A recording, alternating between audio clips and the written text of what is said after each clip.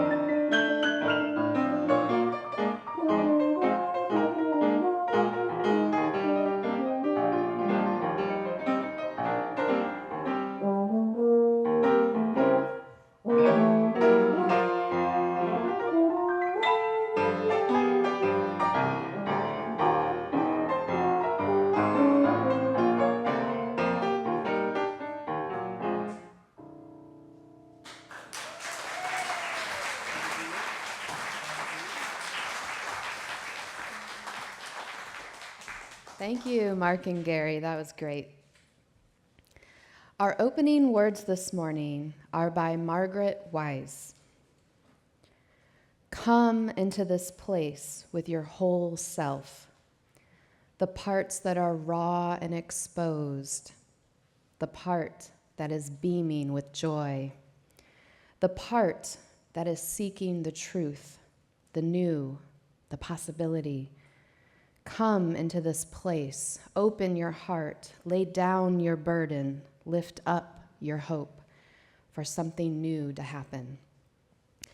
Come into this place with fellow travelers on the journey, some faces new and others familiar, and all welcoming you here, now, to this moment. Come, let us worship together. And I encourage you to bring your whole self as we honor our shared value of interdependence for our opening song. I'd like to invite the song leaders up to help lead us in hymn number 175, We Celebrate the Web of Life. We'll have Gary play it one time through for us to become familiar with it, because we don't sing this one as often, but we will be singing all 4 verses, and I invite you to stand in body or spirit and join in singing.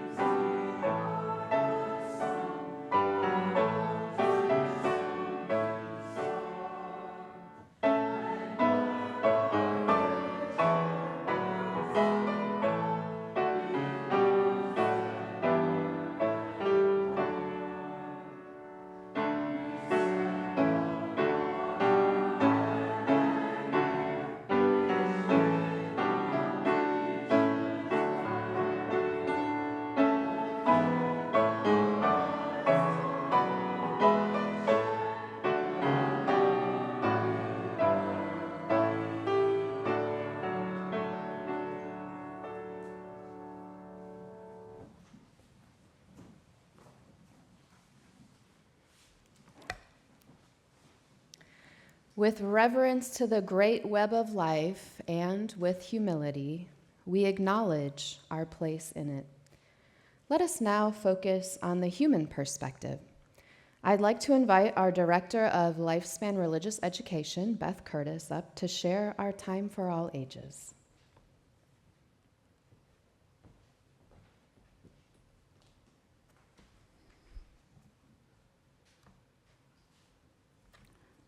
Good morning.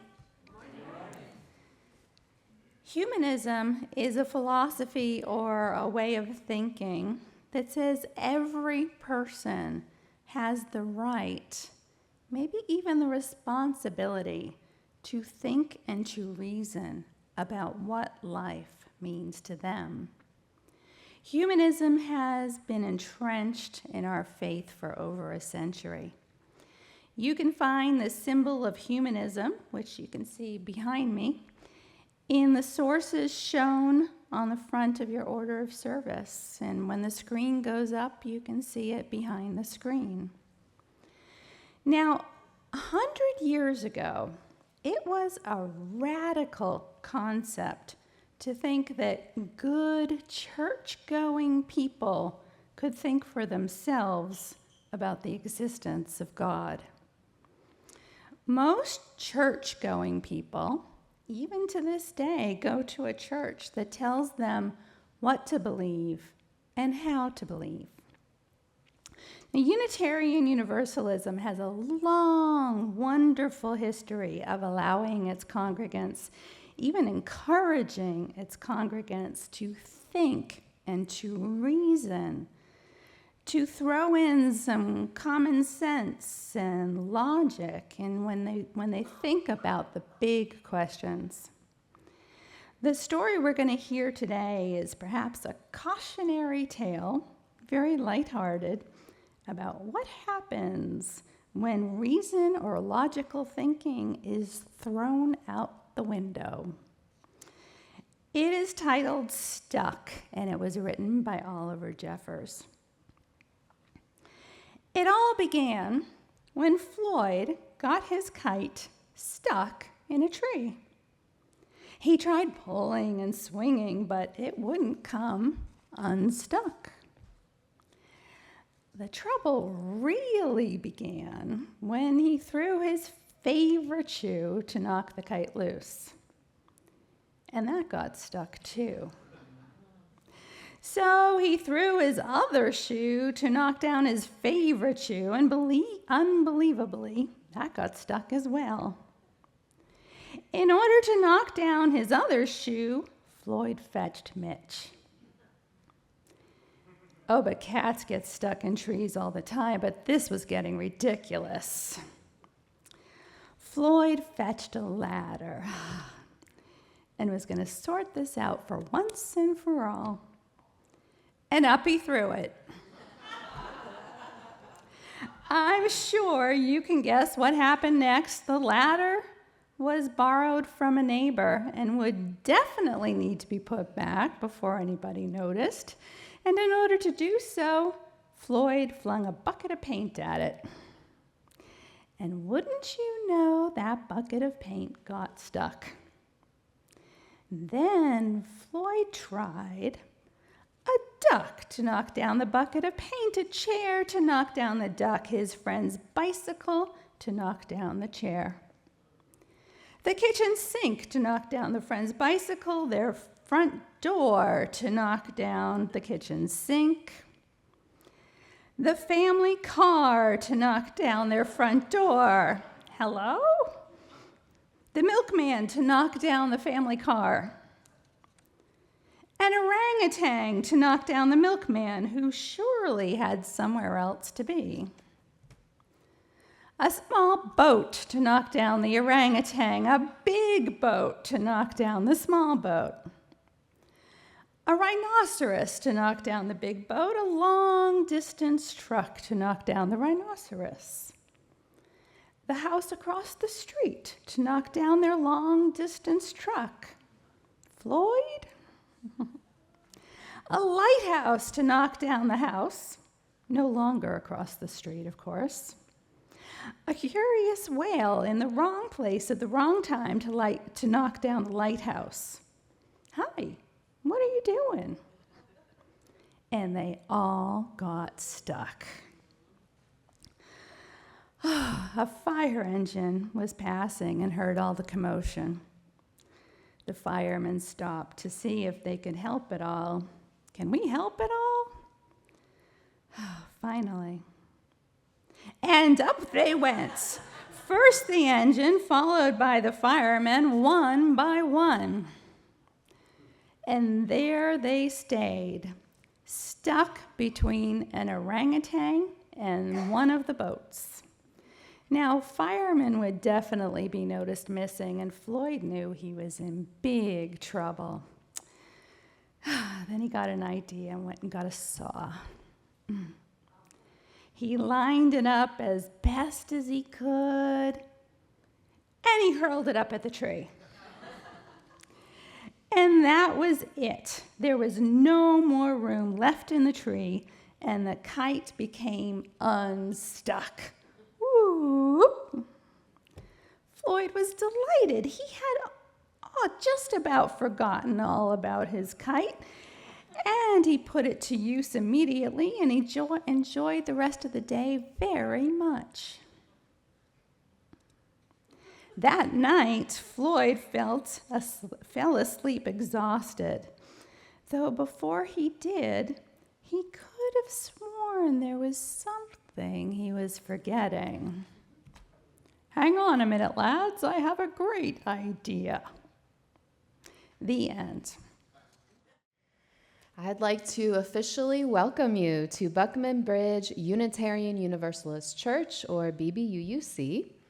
My name is Alyssa Halliday, and I am happy to be your worship leader today. I fell in love with this church 7 years ago. BBUUC is a church for all. No matter how you identify yourself or what path you follow, you are welcome here. We believe that everyone has a right to question, to wonder, and to find. Our faith calls us to honor interdependence, equity, transformation, pluralism, generosity, and justice, all through a fabric of love. As we are all navigating through this wondrous journey of life, I am grateful that you have chosen to be here with us today. I'd like to acknowledge any guests or newcomers that came out to join us on this wonderful Sunday. If you are a new visitor, we warmly welcome you to our humble church. If you'd like to learn more about our church or Unitarian Universalism, we invite you to check out all of the literature on the back table near the entryway. We also have regularly scheduled Learn About UU and Learn About BBUUC classes year-round. And if you have any questions or needs, don't hesitate to ask any of our members. They will assist you or direct you to those who are best suited to answer your questions. We invite you to join us after the service for refreshments, including coffee, snacks, and conversation, which can be found at the back of the sanctuary. Each week, we read together our congregational covenant, which defines our promise of community with one another. You can find our covenant printed in your order of service, and I invite you to speak the words aloud together in unison. Please join me. We covenant to engage one another with honesty, kindness, and respect, to value diversity, seek understanding of our differences, and practice gracious accountability with care, love, and empathy. We make these promises to those who are here and those yet to come, so that we may be a safe, welcoming, and beloved community of acceptance, learning, and transformation. We sing our call to worship every Sunday as an invitation to come together and be present for this worship service. You may have walked into this building individually, carrying your morning's ups and downs, but you are now joined together as a community of this congregation. Singing our call to worship is an opportunity for us to ground ourselves and put our good intentions out there for how we want to be in this worship space together. Please rise in body or spirit and join me in singing our sacred call to worship. The words are printed in your order of service.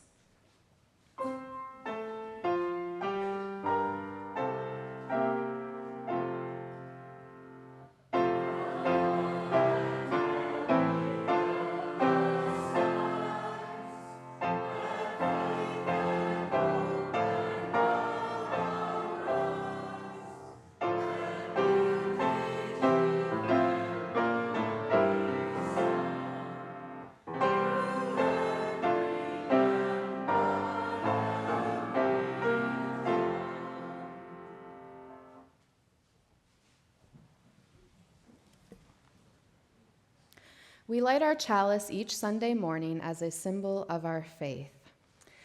We have our wonderful community minister, Reverend Carmen Emerson, to illuminate our chalice this morning, and these are the words of Dan Lambert. You are welcome here, no matter who you are, no matter where you come from, no matter what your background. You are welcome here to join us as we proclaim worth in our spiritual journeys. You are welcome to join us as we sing songs that uplift our very beings. You are welcome to join us in community as we learn, live, and love together. All are welcome as we worship that which gives us each meaning and value. No matter what you call this building, this hour, or this gathering of people, we worship as one body, illuminated by the light of the chalice. Thank you, Reverend Carmen.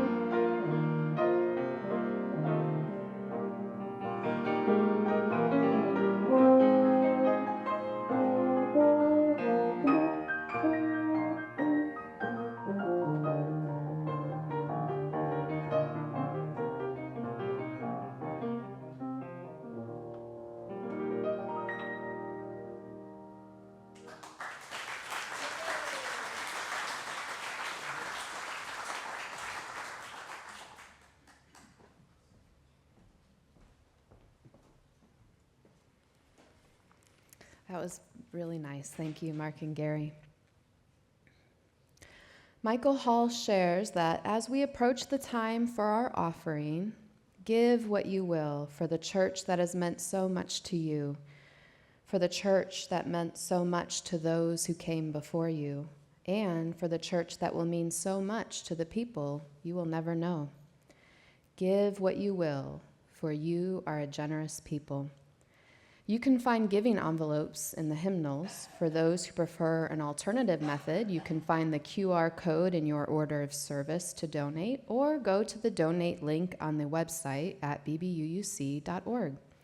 Whether you choose to donate at this time or not, please participate in this ritual by passing the plate down your row and back to the next. After the offering is complete, please stand in body or spirit and sing our offertory hymn number 123, Spirit of Life. I'd like to invite our ushers for today, Chuck Smithers and Patty DeStefano, to come forward to accept the offering.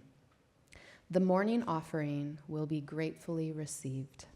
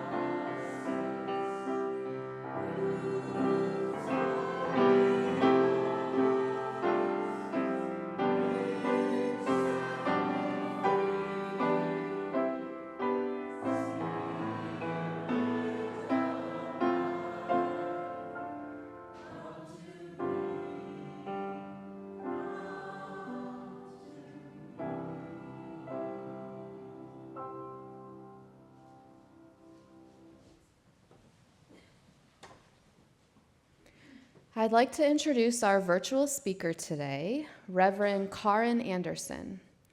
Reverend Kaaren serves as the interim minister for First Parish Brewster UU. She has served UU congregations throughout New York, Massachusetts, and Florida for over 25 years. We welcome Reverend Kaaren back to our virtual pulpit. Good morning. I want to start off this morning by sharing with you a reading by the Reverend Dr. William Schultz. So Bill Schultz used to be the president of the UUA. He's also been the president of Amnesty International, and he's been the president of the Unitarian Universalist Service Committee. Anyway, I want to share this with you. It's a piece called Our Humanist Legacy. There's a lot of nonsense that passes for religion in this 21st century, as it has in all the preceding centuries. Religious humanism is willing to call a charlatan, and while reason is by no means the only vehicle of religious exploration, we abandon it altogether, only at our peril. Where would we, who cherish the natural world, be without religious humanism's insistence that the world is a seamless garment and that we humans are a part of the weaving? When the Unitarian Universalist principle reveres the interdependent web of all existence of which we are a part, they hearken back to that fundamental humanist point that human beings are a part of nature and have emerged as a result of a continuous process. Or consider religious humanism's courageous faith that the future of the world is in human hands, not those of an angry God or inexorable fate. Humanism beckons us to believe that we can make a difference to history, That is the source of my own passion for social justice. In fact, human rights for me are grounded not in the calling of the divine or the imperatives of natural law, but in the common experience of human empathy transmogrified into a set of guidelines designed to affect a civilized world. Finally, what kind of people would Unitarian Universalists be without humanism's generous contention that the blessings of life are available to all, not just the chosen or the saved, and that they appear not in the miraculous or extraordinary, but in the simple dress of the everyday. I love that piece. Here ends this morning's reading. I have a monster. My monster isn't a figment of my imagination or a hallucination or a pesky holdout from childhood I can't seem to shake. And it is not a pet. No, my monster hangs out on my bed and pokes at me when I reread a paragraph because I don't get the argument immediately when I have to look up words like asymptotically or sophism or enaminical. It whispers, "I told you, by the way, you weren't so smart." My monster mocks me with filial laughter when I try to make it through a lecture on existentialism or postmodern, pretty much anything. Its laughter gets haughty and sharp the more I try to articulate to a friend about what the lecture was about. And I'm like, it's about something, I say. My monster is the life of the party when I am in a conversation with academics who are theologians or philosophers, especially those who live in that space that use language like hegemony and epistemology and eschatology that show up in every other sentence. My monster and I hold the same theological foundation, the humanism that Reverend Schultz spoke of in the reading. It serves as the ground of our being. But it turns out each of us, my monster and me, lean into different sides of our dear humanism. I towards the humanism of the heart, it towards the humanism of the mind. The reality is my monster and I have been going at it for a very long time. I fell in love with humanism in high school when I first went to the Unitarian Universalist Meeting House in Madison, Wisconsin, where I grew up. And the minister at the time had both an MDiv and a PhD. His name was Max Gabler. And he shared this intellectual humanism in a caring, enlivened kind of sense of being in the world. And he was like a charming, witty, kind of beguiling man who was 5'6", only in dress shoes, and surely came out of the pages of an illustrated version of St. Nicholas. He honestly could kind of wink at you and make you feel, well, delighted to be alive, because he was delighted as well, just like St. Nick. See, the meeting house of my youth did not ask of me leaps of faith. Rather, it asked me to align my actions with my values, with age-old truths of loving your neighbor as yourself. Didn't ask me to believe in a God who was seemingly capricious and willy-nilly. It didn't ask of me not to ask questions. Instead, it told me curiosity is the blessed gift of the holy, and that somewhere within and beside others, answers can and do arise. In the end, I had found home. My humanism is grounded in the idea that when the chips are down, I put my faith in human beings to pull me through. That it is humans who save and transform me over and over and over again. It is humans that have saved me from a selfish meism that can destroy my well-being and lead me to false idols. It is humans who have loved me so fiercely that they've brought me back from despair and loneliness and isolation. They have cajoled me into my better self when at times I frankly don't want to bother with the effort. They have challenged me to aspire to possibilities I fear unattainable because they see something in me that I far too often can't see in myself. And I may or may not have ever told you guys this, but I always think of human beings as being the 4 Fs. They're fragile, flawed, effed up, and fabulous. Humans can and do betray us. They let us down, but when invested in, when relational, they have brought me back to life more times than I can count. In fact, I actually did this quick experiment. I gave myself 2 minutes and I tried to write down as many people as I could think of that had saved and transformed me in my lifetime. And I was doing really great. I got to about 27. I would have gotten more, but I got tripped up on the last name of one of my girlfriends who's Polish, who has like 3 vowels and I don't know, a gazillion consonants in her last name. Nonetheless, the point is, right, in the end, in big and small ways, it is humans who have saved and transformed me. My humanism is rooted in loving humanity. I believe in people. I have faith that they can live out of their best selves, that with practice and in community, we can be mindful and like participatory to enhance the human condition for ourselves and other people and this planet that we live on. But here's the kicker. This is not my monster's humanism. My monster's humanism is an intellectual prowess. My monster likes the world of the mind and doesn't really get the world of the heart, or the spirit, or the soul, or the hands, or the feet. My monster has the mental acuity to ward off sloppy thinking or supernatural claims about the universe that are mostly bunk. Okay, I'm just going to come out and say it. My monster is the old guard rational humanist who can take me down to nothing in about 10 seconds. Because indeed they can. And for years, my monster's humanism was what we offered in Unitarian Universalist churches. It was mostly the purview of men, white men with usually an Ivy League school under their belt who reveled in the joy of banter, of debate, of being right. Here's the thing. In the last number of years, though, I've known that type of humanism to dwindle significantly.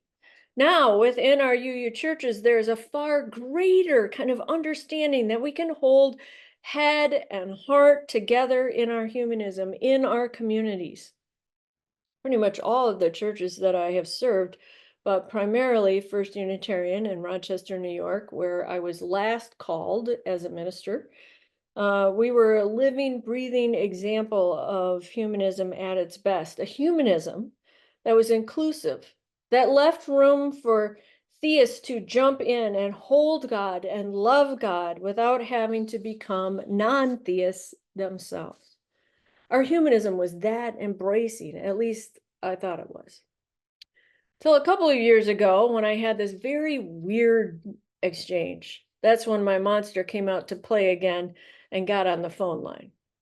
So because First Unitarian was a large congregation, we were considered one of the leaders in the denomination. And because we were predominantly humanist, though large bull humanists, right? And because I'm a Czech, I was asked to be in a learning circle. Now, the people on the phone of this learning circle were 2 Harvard humanist chaplains, 2 old guard humanists with a lot of money, another community minister who was female, and 2 leaders within the American humanist movement, and the 2 minister facilitators for the UUA. So on the call, there were 6 men and 3 women. And the purpose of our monthly call was to supposedly bring like innovative leaders together to spark, inspire, and cross-pollinate with each other. In short, figure out possible future collaborations together. So here's the thing though, like without really knowing it, and when I least expected it, my monster actually showed up on the phone. And what threw me even more is that monster had gotten surprisingly younger. It was the young guys who shut out the female voices, men in their 30s. I basically got an intellectual browbeating. I don't know a better way of saying that. So on the call, I said that our mission at First Unitarian was to heal spiritual disconnection within, among, and beyond. In other words, to listen to our deepest voice, to be open to life's gifts, and to serve needs greater than our own. It was all about listen, open, and serve. And our church was actually rooted in the belief that evil is disconnection from self, others, and the needs of the world. And I said, it's not about belief. Doesn't matter if you are a theist, agnostic, Christian, Buddhist, Barnes and Nobleite, right? If your beliefs are in service to connection, they are in. If they're not, they're out. It's that simple. But the monster was on the phone. My monster. I got interrupted over and over and over again. I was told my language was too flowery, too poetic, too blah, blah. I'm very precise with the language of the mind, one of them said. One of the Harvard men said our mission of being open to life's gifts wasn't his aesthetic, I believe he said. Humanism is about reason, he said, the mind, not a language of reverence or spirituality. So I objected to that comment by saying that spirituality really has nothing to do with what it is you believe about believing in a God or not, but more to do with a state of consciousness. It's about being present in the now. Spirituality is just being mindful in your living and loving. Then one of them said, it's not about emotion. I want to get to something deeper, something more precise. He also said at one point, I don't believe theists and atheists can be together in one community. And I, again, objected to that. And I said, but they can, because at First Unitarian, like we're this large church and we are humanist based, but we've got a lot of theists in the mix here. So I'm the senior minister and I'm a non-theist. I'm an atheist. But before I could finish, I was interrupted. Then someone made a comment about how they aren't broken and churches should stop talking about that, about brokenness. Makes them feel vulnerable and not welcome. It's all too Christian, they said. Here's the thing. In the end, I lost my voice. I ended up being silent. My monster was back in a big, badass testosterone way. And at the end of the call, one of the women said as her takeaway, there's something in here about feminism and humanism that I can't put my finger on, but it's important. My monster shut me up. Not only was my monster in the room, but my monster kind of took over the room. So I've always chalked that up as a bad day, and I needed bad TV that night and, a glass of wine and the ability to let go of my anger and hurt. So it took me a little while, but I got there, of course. Because when I had simmered down, taken all my energy down, a few things occurred to me. I realized this wasn't really about my internal struggle with a monster. I was still mad at the exclusionary rationalist men, but it opened up something for me. This monster isn't just my monster, it's our denomination's monster. At our worst, every now and then, it can still plague us. Our movement, as you know, with these new values, is hungering to bring the heart into alignment with the head. But every time we get really close, inches away from alignment, we get belittled by the head, convinced we are going to abandon rationalism. Our heads say, stop now. And there's this little backlash, this little panic attack that the heart will overwhelm the head, that it will usurp reason and rational thought. But you know what? It won't and it can't. For the very reason that Bill Schultz pointed out in the reading. If we bring the heart in true alignment, we are still going to believe, actually, that the world is a seamless garment and that we humans are part of that weaving. If we bring the heart in true alignment, we are still going to know that human beings are a part of nature and have emerged as a result of a continuous process of evolution. If we bring actually the heart in alignment, we still have faith that the future of the earth is in human hands, not those of an angry God or inexorable fate. If we bring the heart in true alignment, we still are going to believe that the blessings of life are available to all, not a chosen few of those who will be saved. So that's not going to change, right? But what needs to change is a fundamental understanding that we can bring our vulnerability to church alongside our ability to contemplate, to think deeply. We can still admit we need help right alongside having a brilliant, reasoned idea. We can share our pain right alongside our rational deductions. Friends, we're so close. But I realized something. I think both sides feel vulnerable actually to the other one. Both sides feel like they will be discounted or forgotten or usurped or belittled. But I'm actually pretty convinced we can do both. We are, however, by the way, going to have to open up our understanding of humanism to a more pluralistic, kind of contemporary, more embodied experience. Because in the end, my humanism doesn't look like the humanism of the 1950s, the one we are proud of in our heritage for good reason. But friends, this is a living tradition, right? A growing, evolving tradition. We have to all agree people come to church vulnerable. So I got to ask you, I know I'm not there right now, but I'm going to ask you, raise your hand if you're not vulnerable. Come on, I'm going to check in later. See if any of you didn't raise your hand. Truth is, we're all vulnerable, right? And that's what my humanism looks like. My humanism and atheism is rooted in deeds, not creeds. You can have the best thoughts in the world, the most reasoned kind of thoughts in the world, but studies show, science has shown, it is actually your behavior that influences your reason rather than the other way around. So if your intellectualism doesn't influence your living and loving, you're doing good without God, what use is it? My humanism, atheism, is rooted in the idea that as humanists, as Unitarian Universalists, we are part of a living tradition, one that cares about living well in this life rather than worrying about the next. But that doesn't mean that what is after this life doesn't freak the bejesus out of people. Because the truth is, after a couple decades of being in the ministry, I've seen fear in people's eyes when they are reaching the end. And I know how terrifying it can be for people. It is hard to fathom sometimes one's consciousness ending.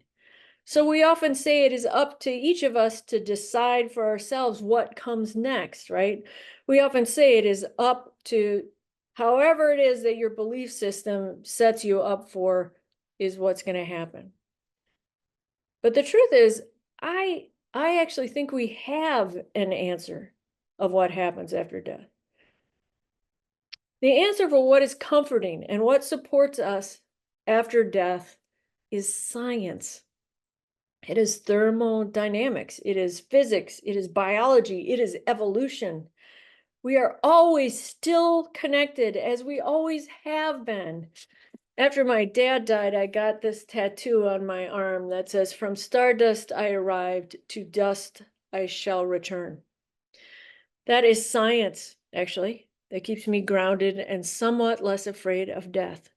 And you got to love that we are all connected, that the molecules that we breathe in have argon in them, which was around when the Buddha was here, or Jesus, or Eve in the garden. Science is our answer to soften the blow of annihilation and abyss. My humanism, atheism is joyful. Our worship, actually, we often call is a celebration of life. The neuroscience supports the notion that there is no such thing as pure reason. It actually, again, is the other way around. It is our emotions that influence our reason. Further, what is life but a ride on emotions with every transition and birth and death and sorrow? By the way, my dear monster, when people die, when people you admire and adore die, your intellect, frankly, doesn't help worth squat. When your child is born with a birth defect, or your sister gets hit by a car and is quadriplegic at the age of 25, it is not your intellect that will help you through that. When two countries are arguing with one another and they need to find that place of connection in order to stop going to war or to stop a war, Some of it is reason, but I guarantee you it is knowing that they will have sons and daughters die just like their own. It is emotion. My humor isn't rooted in laughing at others. It is rooted in humility. It is rooted in the idea that the human condition can be very funny, especially when we can laugh at ourselves and be open to the experience together of being human. Humor connects us. Facts, not so much. Precision, not so much. Avoiding emotion, not so much. My humanism, atheism, is rooted in the cracked pot. What is the fear of being broken? We're all broken, actually. Oh, we're not perfect. And what is that saying about any of us that we don't want to or can't look at our own brokenness? It's not as scary as we think, actually, especially when we are all doing it. And yes, we should talk about brokenness because people are in pain about that. They think they should be all things to all people, that they can't fail, that they have to keep a stiff upper lip, that they can't let anyone see how fragile they feel or are, because if they do, they might not know how to keep going on. They have lost their job or their wife or their children or their marriage or their dreams or their well-being or their health or their mental health or their hope or their comforts for what is good and right. They've compromised their values and their beliefs, their ideals to fit in and make it. People are insecure, lonely, isolated human beings. And yeah, we're broken. But my humanism says to that, so what? We're all in this together. That together, actually, we can be less lonely, less afraid, less disconnected. Together, in the company and love of one another, we can be made whole. Finally, my humanism is rooted in the body. It is rooted in the idea that to be human does not mean just a mind. It means I bring my hands and my feet to the table. I bring my heart, I bring my wholeness, so I actually can be whole. This is a soft way to end, but hopefully the most telling of my humanism. The heart and the head need to make room for the whole body, your body. So I want to share with you these words written by my past director of religious education, Sheila Shu. She wrote this. Your curiosity began as lightning across the sky. Your very nerves and every thought, every signal, the descendants of explosions and cosmic firings, your insight and movement, ancient energies that acted long before your smiling. You are the very stuff of stars. You are the dust left behind. You are a solar event. You are the keepers of time. Your sisters hold their place and shine the sky above you, and you no less have such light inside you to offer the world. Can you see actually that you are a child of the universe? And that is why you know the earth is turning and dawn is coming. The darkness that you have known now and forever behind you gives way to light. Friends, almost there. We are so close. May we lay down our vulnerabilities, the musings of our head alongside the longings of our heart, and finally stop using them as swords against each other. Together, may our head and our heart come into alignment in service to our faith and to each other. May it be so. Amen. Let us lean into this idea that we are all children of the universe as we sing our closing hymn. I'd like to invite our song leaders back up to lead us in hymn number 302, Children of the Human Race. And I'm not sure we've done this one before, so I'm again going to ask Gary to play that one time through for us before we start singing. And we will be singing both verses. And I invite you to stand in body or spirit and join in singing.